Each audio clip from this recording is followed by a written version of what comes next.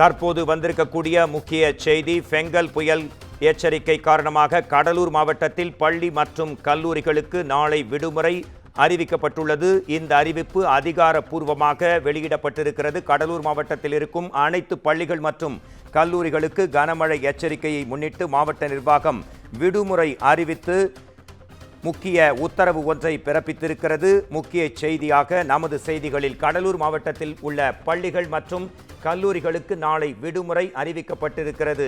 கனமழை மற்றும் பெங்கல் புயல் எச்சரிக்கை காரணமாக கடலூர் மாவட்டத்தில் இருக்கக்கூடிய பள்ளி மற்றும் கல்லூரிகளுக்கு நாளை விடுமுறை என்ற அறிவிப்பு முக்கிய செய்தியாக வந்திருக்கிறது.